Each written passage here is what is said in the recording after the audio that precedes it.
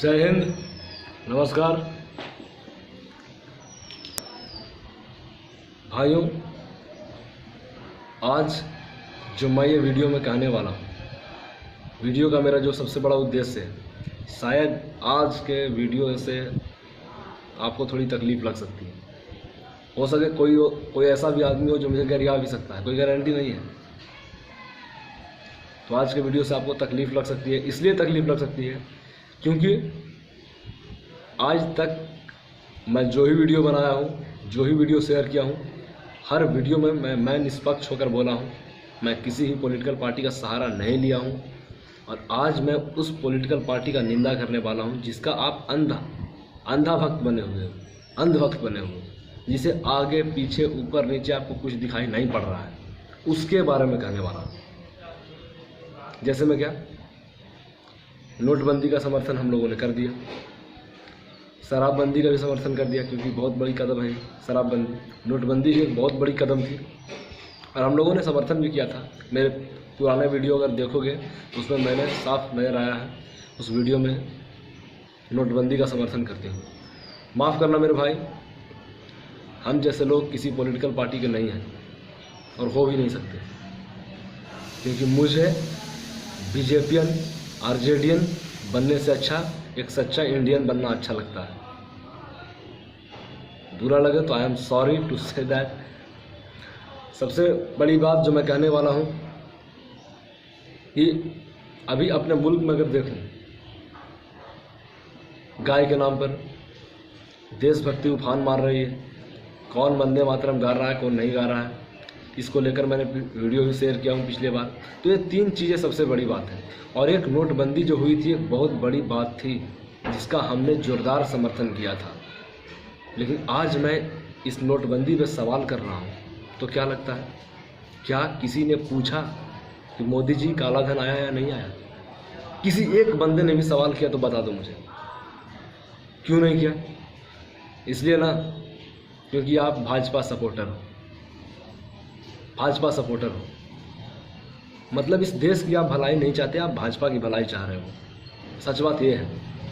आप नोटबंदी पे सवाल एक बार भी नहीं किए। चारा घोटाला, पारा घोटाला तो रगड़ दिया आपने। ऐसा नहीं भाई कि मैं लालू सपोर्टर हूँ, बिल्कुल भी नहीं। दिल से कर रहा हूँ, मैं किसी पॉलिटिकल पार्टी का समर्थन नहीं कर रहा हूँ।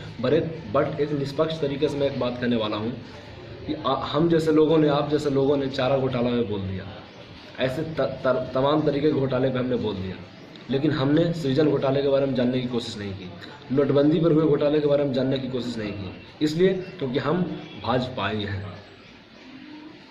यार। बीजेपियन बन लिया, 10 मिनट के लिए कभी इंडियन बनकर देखो, हो सके आपको भी शर्म आएगी अपने देश की स्थिति को देखकर, शर्म आएगी। आज जो अपने मुल्क में बार बार कहा जा रहा है, क्या कहा जा रहा है? गौ हत्या को बैन करेंगे, ये संकल्प हमारा है। हर घर भगवा छाएगा, राम राज फिर आएगा। नारा तो अच्छा लगता है, नारा बहुत अच्छा लगता है ये बात। और रामनवमी में मैंने नारा लगाया भी था, मैं झूठ नहीं दूंगा, ये नारा मैंने लगाया है, बहुत जोर शोर से ये नारा लगाया है, हर घर भगवा छाएगा, राम राज फिर आएगा। क्योंकि राम राज लाना कोई गलत बात नहीं है। राम राज एक ऐसा राज था जिसमें हर धर्म की बात नहीं, हर जाति के लोग खुश थे, ऊंच नीच वहाँ पे नहीं थी। राम राज में हर जाति के लोग, कोई भी जाति के लोग रानी से सवाल कर सकते थे। कोई भी जाति बोलना अच्छा नहीं है, गरीब से गरीब लोग भी रानी से सवाल कर सकते थे। ये राम राज है। आज भी राम राज है पर आपको दिखाई नहीं पड़ रहा है। हमारे संविधान में लिखा है, आज भी हमारे संविधान में साफ लिखा है कि तुम पीएम से सीएम से खुलकर सवाल कर सकते हो, ये तुम्हारी आज़ादी है। लेकिन होता क्या है, हम सवाल करते हैं तो कुछ लोग गरियाते हैं कमेंट में। इसलिए गरियाते हैं क्योंकि मैं उस सरकार से सवाल कर रहा हूँ जो सरकार को आप समर्थन करते हो।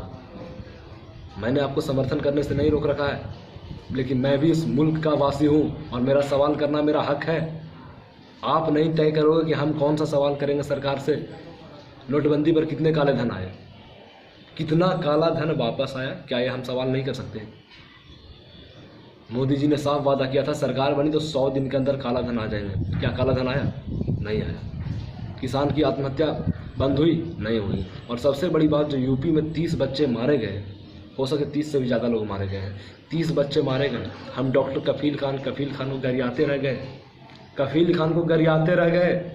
लेकिन शायद आपको ये बात पता नहीं कि उसी हॉस्पिटल को हमारे यूपी के सीएम योगी आदित्यनाथ साहब एक दिन पहले निरीक्षण करने गए थे और ट्विटर पे साफ लिखा कि मैं उस अस्पताल को निरीक्षण करने गया और अस्पताल को मैंने सही पाया, सही ढंग से सुव्यवस्थित स्टाइल में चल रहा है, तरीके से चल रहा है। और अगले दिन 30 बच्चे की मौत हो जाती है। तो फिर हम डॉक्टर कफील खान को क्यों गरियाएं? हमें तो योगी आदित्यनाथ से सवाल करने चाहिए थे। लेकिन हम लोगों ने सवाल इसलिए नहीं किया क्योंकि वो 30 बच्चे मारे गए, उसमें से हमारा बच्चा नहीं था, हमारा भाई नहीं था, हमारा बेटा नहीं था। और सबसे बड़ी बात, हम बीजेपीएन ना है, सवाल कैसे कर देंगे? बीजेपीएन रहो, आरजेडीएन रहो, कोई पार्टी के रहो, 30 बच्चे में से एक तुम्हारा बच्चा होता ना तो भूल जाते कि बीजेपीएन क्या होता है, आरजेडीएन क्या होता है। उस वक्त तुम्हें सिर्फ और सिर्फ इंडियन दिखाई पड़ता, उस वक्त तुम्हें सिर्फ और सिर्फ अपना बेटे की जान दिखाई पड़ती। दूसरे की जान की कीमत तुम नहीं समझ सकते। एक डॉक्टर को गरियाने से अच्छा यार कि सीएम से सवाल करो तुम कि आखिर क्यों, कब तक ये चलता रहेगा सिलसिला? क्या वो 30 बच्चे मारे गए उसमें से एक भी ऑफिसर का बेटा था? नहीं था, एक गरीब का बेटा था, एक गरीब का बेटा था, एक भी ऑफिसर का बेटा नहीं मरा। तो आप जैसे लोग क्यों मातम मनाओगे? आप तो हाई क्लास पर्सन हो यार, आप जैसे लोग क्यों मातम मनाओगे? तो आप जैसे लोग सिर्फ गरियाने का काम करोगे कमेंट में, क्योंकि हम सच बोल रहे हैं। और सबसे बड़ी बात, अगर सच बोलना बगावत है तो हाँ, मैं बागी हूँ, इसमें कोई शक नहीं है। और मैं सच बोलते रहूँगा, इसमें भी कोई शक नहीं है। अब आ जाइए गाय पे। गाय की जो बात कर रहे हैं अपने मुल्क में, 2 महीने पहले की मैं बात बता रहा हूँ, मैं झूठ नहीं बोल रहा हूँ। आप 2 महीने पहले इंटरनेट पर सर्च मारो, स्मृति ईरानी, यार स्मृति ईरानी चिल्ला कर मैं देख रहा था संसद में वो चिल्ला रही है गाय को राष्ट्रमाता घोषित करेंगे। राष्ट्रमाता घोषित करो क्या? अरे मोहतरमा, पहले सड़कों पे जो गाय माता मर रही है पॉलीथीन खा के, उसे तो बचा लो। उसका क्या? उसे ना गौरक्षक दल वाले देखने आ रहे हैं, ना कोई देखने वाले जा रहे हैं, ना कोई सरकार का आदमी उसे देख रहा है। देश में जितना गाय को बीफ बनाकर काटा जाता है ना, उससे कहीं ज़्यादा गाय सड़कों पे मर जाती है पॉलीथीन खाकर, ब्लेड्स खाकर मर जाती है। और हम इसका ध्यान नहीं करते। हमें कब याद आती है कि वो हमारी माता है? जब कोई बंदा उसे उठाकर काटने के लिए ले जाता है, तब हमें पता चलता है कि वो ये तो गाय तो हमारी माता है। पहले से भूल जाते हैं कि हमारी माता है या नहीं। सड़कों पे जो चलती है रोड पे, क्या वो हमारी गाय माता नहीं है? उसके ख्याल में कभी सरकार से हमने बात की है कि हाँ, ये गाय माता सड़कों पर क्यों घूम रही है? और सुना है बीजेपी तो हिंदुओं की सरकार है, तो फिर गाय माता यार लावारिस क्यों घूमने दे रहे हो? उसे सड़कों से उठाओ ना, उसके लिए मवेशी तैयार करो ना। और धाक मार के कहता हूँ, आई एम नॉट ए बीजेपियन, एक सच्चा हिंदू हूँ, इसीलिए सवाल कर रहा हूँ। अगर यकीन ना आए तो मेरे देख लो, इस पे देख लो, शायद उल्टा दिख रहा होगा आपको। राधे राधे, राधे राधे। मैं श्री कृष्ण भगवान का बहुत बड़ा भक्त हूँ, अंधभक्त नहीं हूँ, याद रखना। तुम में और हम में यही फर्क है। तो आज सब भाइयों से निवेदन करता हूँ, आप मेरे दुश्मन नहीं हो, सब भाइयों से निवेदन करता हूँ जो अंधा हम बने हुए हैं, आंखें खोलो यार और सरकार से सवाल करना सीखो। हम युवा, अपने देश में 65% युवा हैं, लेकिन सारे युवा सोए हुए हैं, कोई बंदा जागा हुआ नहीं है, कोई भी जागा हुआ नहीं है यार।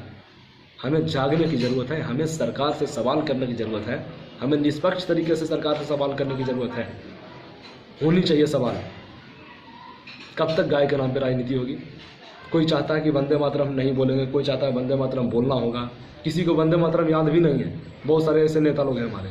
हाल ही में मैंने देखा, हरियाणा की बात बता रहा हूँ, खट्टर की सरकार है वहाँ, मुख्यमंत्री का नाम का टाइटल खट्टर है, और खट्टर बोलना मुझे अच्छा नहीं लग रहा, इसीलिए मैं खटारा बोलूँ तो ज़्यादा अच्छा लगेगा। तो वहाँ खटारा सरकार है। सुना था एक बाबा राम रहीम को है वहाँ गिरफ्तार हो गए, हेलीकॉप्टर से गिरफ्तार करना पड़े, इतने भक्त उनके हैं, इतने बड़े फॉलोअर हैं उनके। 30 बच्चे मारे गए तो एक भी आदमी सड़क पर नहीं निकले, और एक बाबा राम रहीम गिरफ्तार हुए तो सड़क पर निकल गए। तुम जैसे युवा नापुंसक हो, और मुझे बोलने में कोई शर्म नहीं है, तुम जैसे युवा नापुंसक हो, अच्छाई के लिए कभी लड़ना नहीं चाहते। तुम बाबा के लिए लड़ोगे और मौलवी साहब के लिए लड़ोगे, जो कभी इंसानियत की बात नहीं करते, उनके लिए लड़ोगे तुम जैसे लोग। जिंदगी में मौलवी साहब ने और ये धर्म गुरु जो है बाबा राम रहीम, कभी इंसानियत की बात नहीं की। नाम रखा है राम और रहीम दोनों मिलाकर, ताकि हर लोग मेरा फॉलोअर बने। काय का फॉलोअर तुम्हारा बने हम? किस बात का फॉलोअर बने हम? हमें इस देश में अब्दुल कलाम जैसे मुसलमान की ज़रूरत है और स्वामी विवेकानंद जैसे हिंदू की ज़रूरत है। बस हम बार बार अपने वीडियो में कहते रहते हैं, बार बार कई लोग फेसबुक पे लिखते रहते हैं कि हम अब्दुल कलाम का बहुत सम्मान करते हैं, गरियाते तो अफजल को हैं, अफजल गुरु को गरियाते हैं, लेकिन अब्दुल कलाम का सम्मान करते हैं। ठीक है, हमें भी एक बात कहते हैं कि जितने भी हिंदू में भगवाधारी लोग हैं, सब के सब स्वामी विवेकानंद नहीं है। स्वामी विवेकानंद का स्पीच सुनने के लिए हर मजहब के लोग आते थे, दूर दूर से पैदल चल के सुनने के लिए आते थे उनका भाषण को। क्या आज वैसा कोई नेता है जो स्वामी विवेकानंद के टक्कर में है? नहीं है। तो हमें सबसे बड़ी बात है, स्वामी विवेकानंद जैसा हिंदू और अब्दुल कलाम जैसे मुसलमान की ज़रूरत है। और मैं कभी भी अपने देश के मुसलमानों को पाकिस्तानी नहीं समझता। हाँ, थोड़ा तुम जैसे लोगों से मुसलमान जब गलत करते तो मैं उन्हें गलत बोलता हूँ, लेकिन लोग क्या समझते हैं कि वो इस्लाम के बारे में बोल रहा है। नहीं भाई, मुझे इस्लाम से कोई तकलीफ़ नहीं है, तुम्हारी सोच से तकलीफ़ हो गई है। दिन भर अल्लाह अल्लाह करते रहते हो ना, थोड़ी कट्टरपंथी भी कम करो यार। और सच बोलना, मुझे कोई शर्म नहीं लगती सच बोलने में। कट्टर बन रहे हो मजहब के नाम पे, वो बनना बंद करो, इंसान बन जाओ। 10 मिनट के लिए इंसान बनकर देखो, ज़िंदगी का मज़ा बदल जाएगी। जो कुरान तुम पढ़ते हो ना, वही कुरान अब्दुल कलाम साहब भी पढ़ते थे, पर अब्दुल कलाम साहब में और तुम में फ़र्क है। जो भगवत गीता स्वामी विवेकानंद पढ़ते थे वो हम भी पढ़ रहे हैं, पर हम में और उनमें फ़र्क है, आसमान ज़मीन के अंतर है। इस बात को हमें समझना होगा। ज़्यादा कुछ नहीं कहूँगा। जय हिंद, जय भारत।